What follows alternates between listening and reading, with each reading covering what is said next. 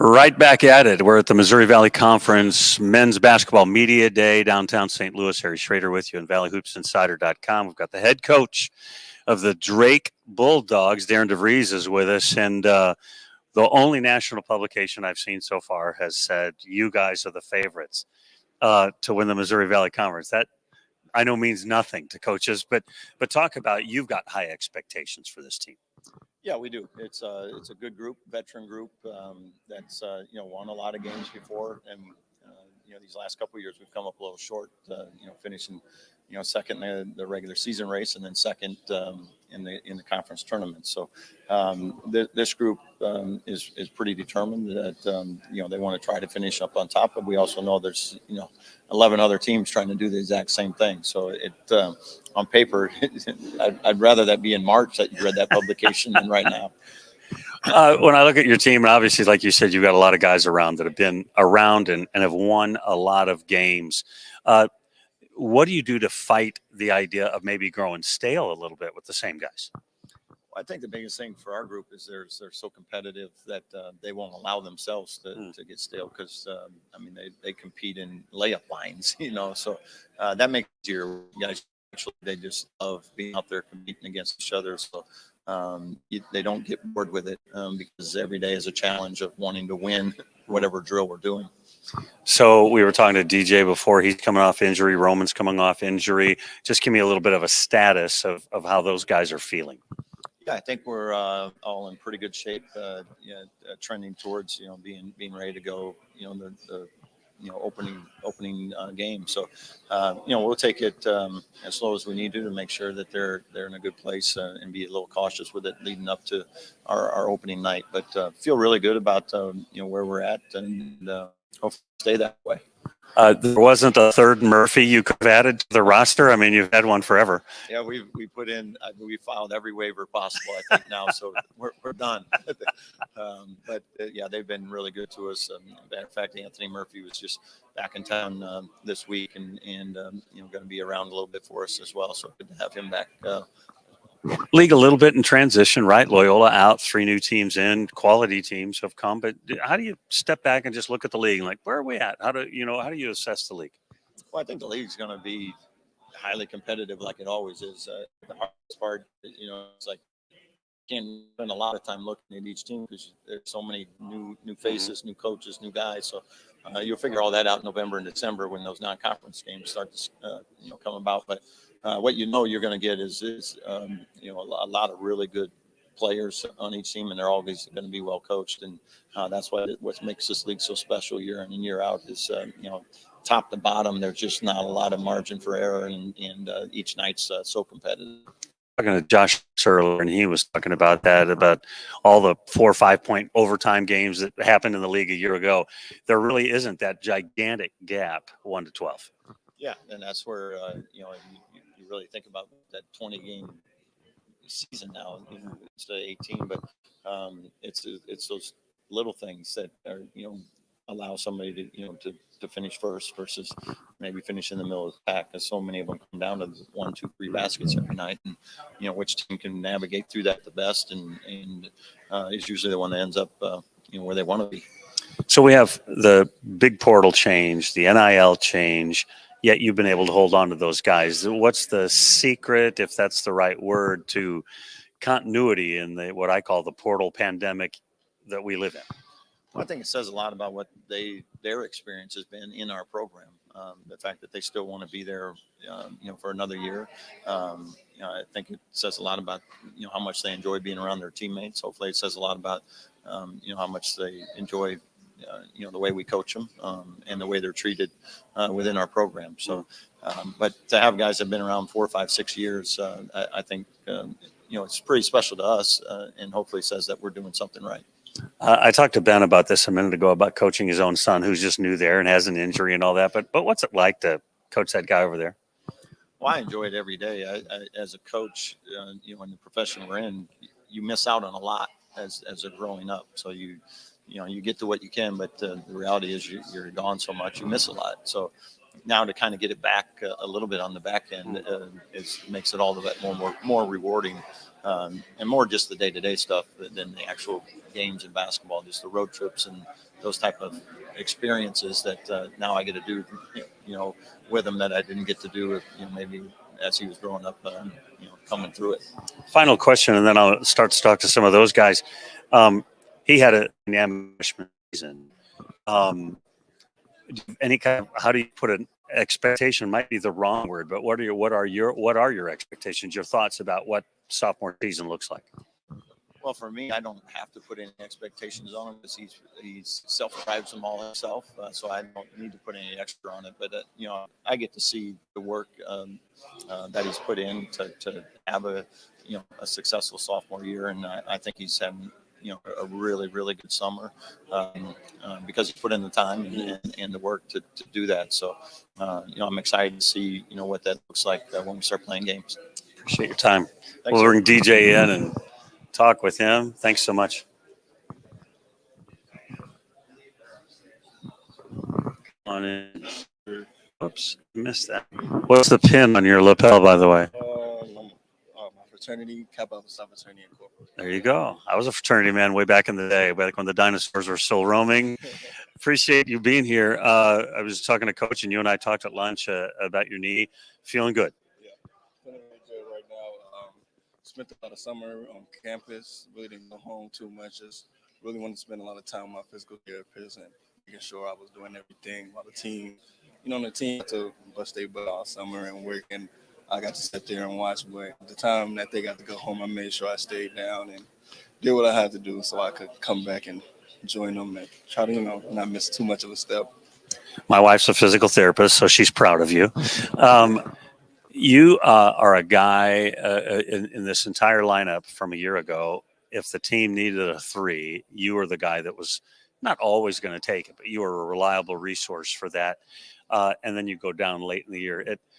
It's amazing how one piece, even though you guys were deep and you guys have been playing together a long time, this one piece with this one particular skill set changes a lot. Every player really matters. Yeah, it really does. And that just shows what our team, because our team is not heavily based on one guy's performance, and we know that, and we take pride in that. And losing a guy like me or Roman or Tank the year before, like starters, that pretty much that hurts us a lot. But we always got the next man up mentality. We still always never underperform in those situations. We always perform well, just well. But it would be good to have the whole unit. I think 3 years ago, you guys were like losing a player every game at the late in the season. I said, well, they're going to lose another guy, but they're going to win. And they'll only have 6 guys tomorrow. But, talk about this year's team. And, well, before I go there, I want you to talk about you battled your own injury. Roman plays all last year, basically on a broken foot. Just talk about the warrior, the endurance mentality that's in Roman Penn. That's just the type of guy Roman's always been. Growing up, he's always been a fighter, always been a fighter. He doesn't want to let his team guy. He's a team first guy. You could tell about that in his play, and he's always going to put the team first, and he loves playing a game of basketball.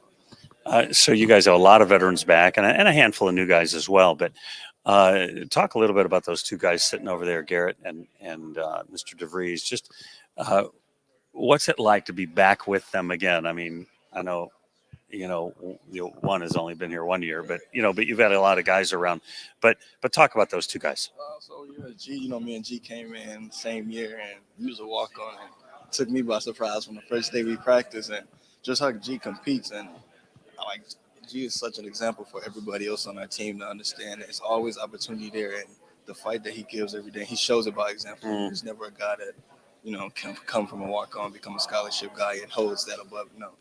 G's still one of the hardest working players every day, and it's just fun to be. You can feed off that competitiveness because where we come from, the region, me, Roman, we're just as competitive as he is. And yeah, Tucker's a stud, man. He can really play.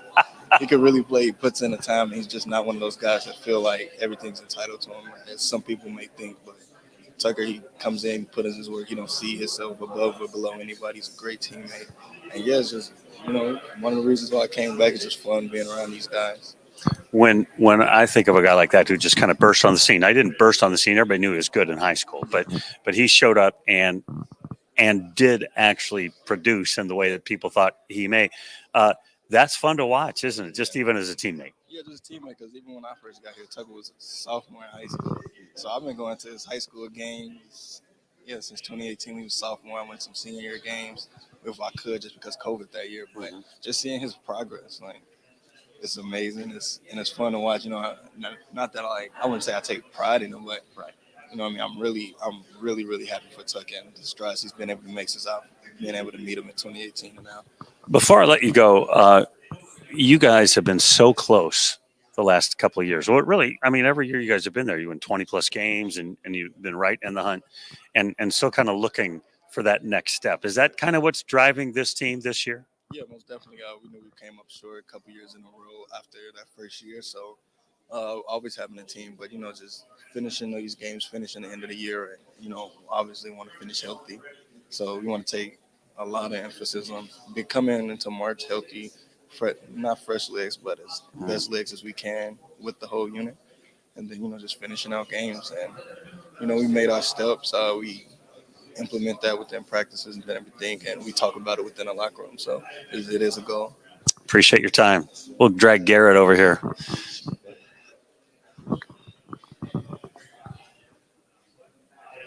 Make the young guy wait the longest. Yeah, that's right. Garrett Sturts is with us, and we were talking at lunch. Do you have one of those hard hats? So not right now. I gave the original one away to a young kid, actually from Indiana. His name's Eric.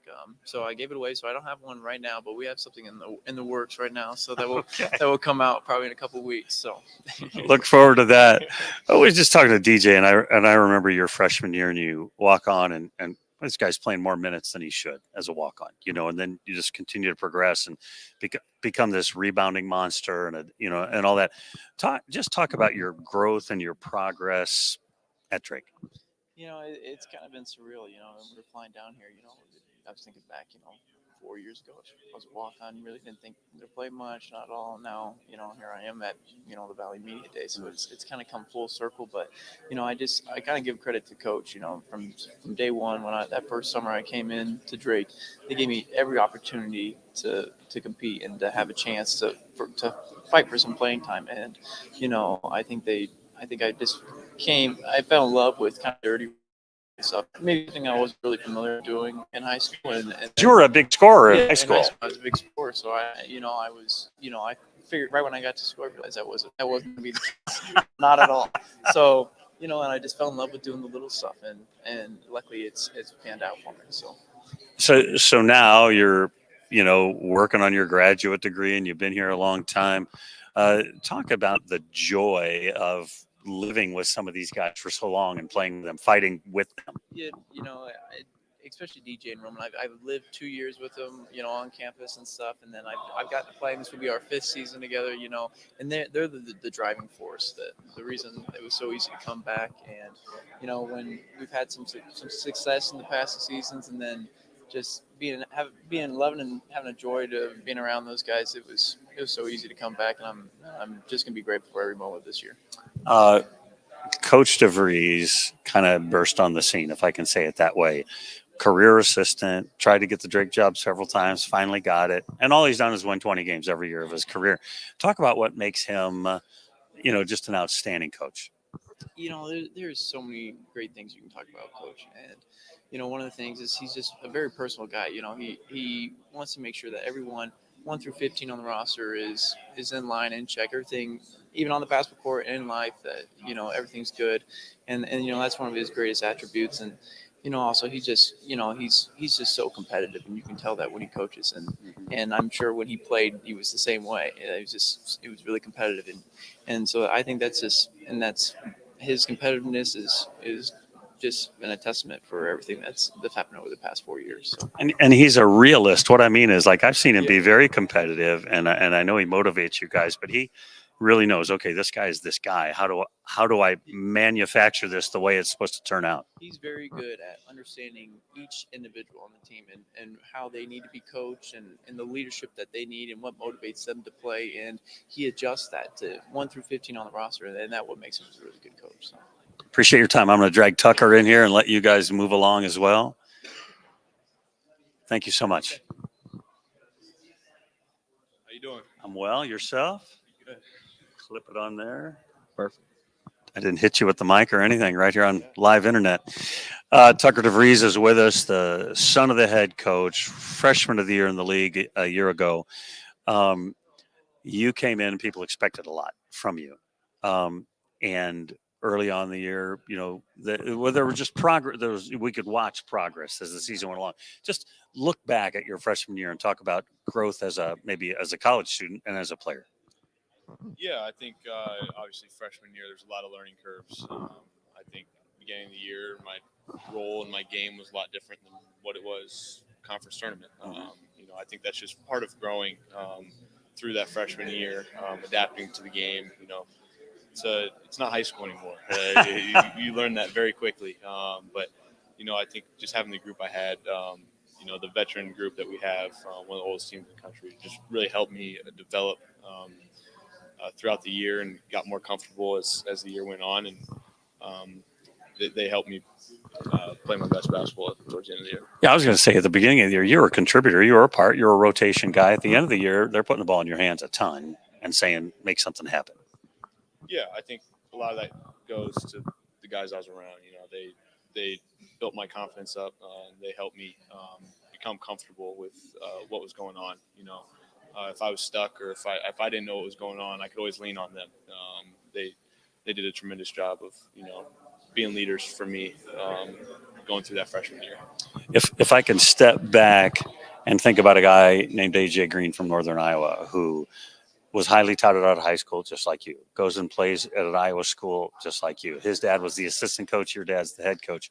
But that trajectory seems very similar to me. Can you look at a guy like AJ and say, I can do that. Can you see yourself in that situation?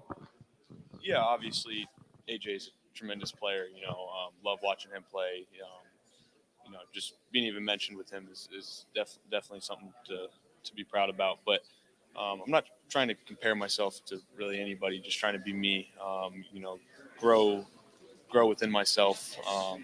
And wherever that takes me, that takes me. I'll just try to be the best me I can be. Is there a certain kind of pride from a lot of the Iowa guys? Like, Northern's got a million Iowa guys and Minnesota guys. You guys have a handful of Iowa guys. It seems to me that's a different animal. The Iowa basketball player seems to have a grit and an ability that maybe people don't give Iowa credit for. Yeah, I think especially in the last few years, Iowa basketball has really taken off. You see a lot more guys going to the next level.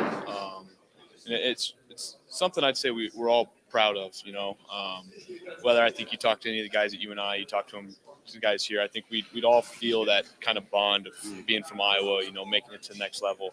But even like in high school, I moved from Omaha to Iowa, and it's not saying it's better or worse, but it's different, playing up in Iowa is definitely something I'm proud of, and I'll carry.